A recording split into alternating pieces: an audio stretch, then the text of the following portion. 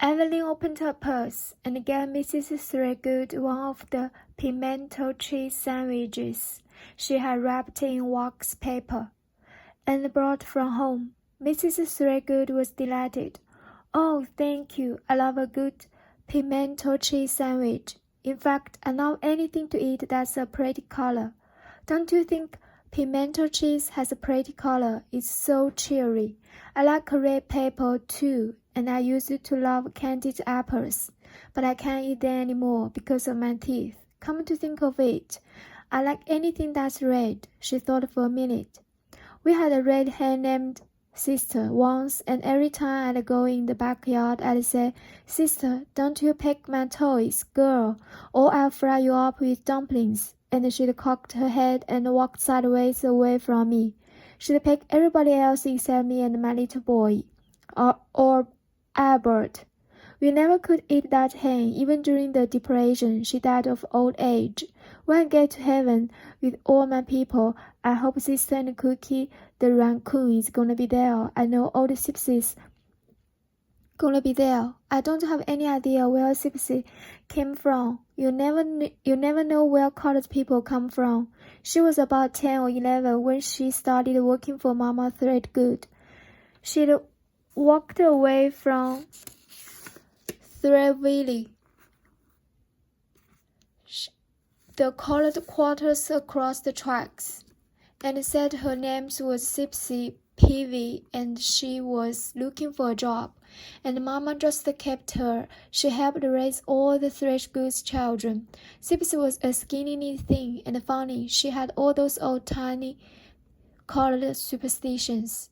Her mother being a slave, and she was scared to death of spells, told Mama that her neighbor in Troutville had put yellow conjure powder in this man's shoes every night and had caused him to lose his functions.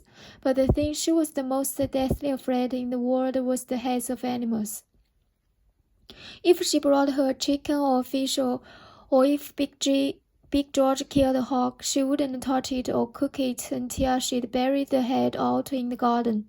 She said that if you didn't bury the head, the spirit of that animal would enter your body and cause you to go completely insane. One time, Papa forgot and brought some hog's head cheese in the house, and Sipsy ran home screaming like a banshee and wouldn't come back until the place had been controlled by a friend of hers. She must have buried hundreds of heads out in the garden. But you know, we got the biggest tomatoes and okra and squash in town because of it, she laughed. Buddy used to call it the fish head garden. But with all of her spooky ways, there wasn't a bad cook in the state of Alabama. Even at 11, they said she could make the most delicious biscuits and gravy, copper fried chicken, turnip greens, and black-eyed peas. And her dumplings were so light they would float in the air, and you'd have to catch them and eat them. All the recipes that were used at the cafe were hers. She told Adrian and Ruth everything they knew about cooking. I don't know why Sipsy never had any children of her own. You never saw anybody love babies more than Sipsy did. All the colored women in Troutville would love their babies with Sipsy overlined when they wanted to go out and have a good time. They knew she'd take good care of them. Sipsy said nothing made her happiest than to have a little baby to rock. She'd rock those little babies and sing to them all night long, sometimes 2 at a time, and just pine away for one of her own. Then, one afternoon in November, right around Thanksgiving, Mama said it was freezing cold outside and all the trees were bare. Sipsy was upstairs making the beds when a friend of hers from the colored church came in the backyard, hollering up to her. Her friend was all excited and told her that there was a girl from Birmingham down at the train station that was giving away a baby, and she said to hurry up because the train was fixing to leave. With that, Sipsy ran downstairs as fast as she could with nothing on but a thin dress and her apron. When she ran through the back door, Mama Threadgood said she yelled at her to pull her coat on. But she called back, I don't have time, Mrs. Threashgood.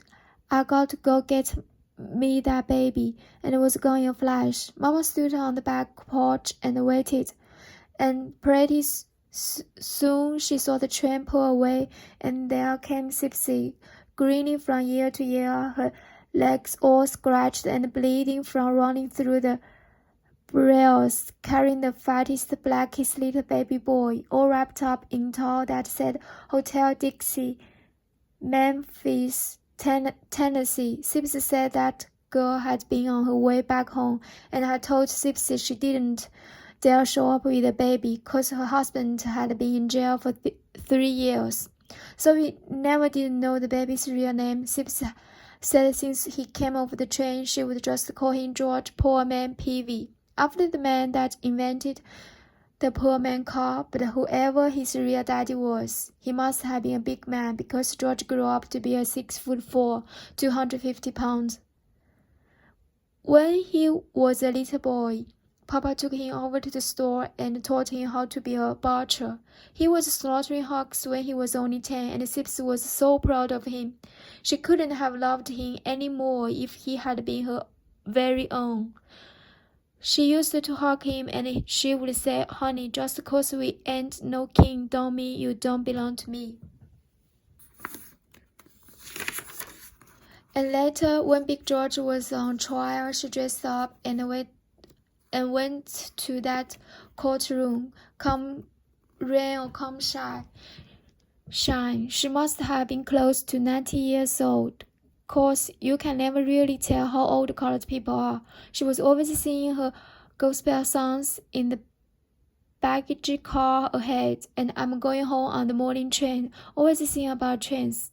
The night before she died, she told George that she had a dream where she saw Jesus all dressed in white. She was the conductor of a ghost train, and he was coming to get her and take her to heaven.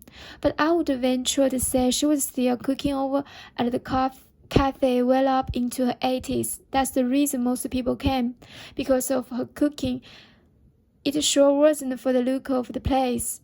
When E.J. and Ruth bought it, it wasn't nothing more but one big old room. It sat just across the street from the railroad tracks, down from the post office, where Doc Williams worked. I remember the day they moved in the cafe. We were all down there helping, and Sipsy was busy sweeping the floor when she noticed that Ruth was hanging her picture of the Last Supper. Sipsy stopped sweeping and studied that picture for a while, and then she asked Miss Ruth, Who's that sitting up there at the table with Mr. Jesus? Ruth, who was trying to be sweet, said, Why, Sipsy, that's Mr. Jesus and the brethren. Sipsy looked back at her and she said, I thought Miss Mary just had the one boy, and went on sweeping. We both died laughing. Sipsy knew exactly who that was in the picture. She just liked to play with people. Julia and Claire had built 4 wooden booths and built the room in the back, so E.J. and Ruth would have a place to live. The cafe part has walls that were naughty Georgia pine, and the floor was just plain old wood. Ruth tried to fix the place up. She put a picture of a ship sailing in the moonlight. But E.J. came right along behind her and took it down to stock up a picture she found of a bunch of dogs sitting around a card table, smoking cigars and playing poker. And she wrote underneath it, the Deer Picker Club. That was the name of this crazy club that she and her friend Grady Kilgore had started. Other than the Christmas decorations they put up the first year that each never did take down, and an old railroad calendar. That was it. There was only about 4 tables and a bunch of uncertain chairs. She laughed. You never knew for certain if them was gonna hold you up or not. And they never did have a cash register. They just keep the money in a Royal Tansic box and made you change out of that. And at the counter, they had potato chips and pigskins on a rack, combs and chewing tobacco, fish noodles, and little corncob pipes. E.J. opened the place at daybreak and didn't close the place until, as she said, the last dog was hung.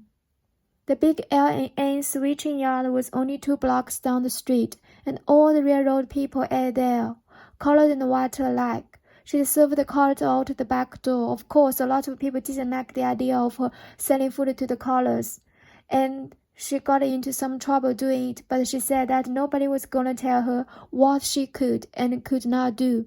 Claire said she stood right up to the Ku Klux Klan all by herself, and wouldn't let them stop her. As good-natured as she was, E.G. turned out to be brave when push came to shove.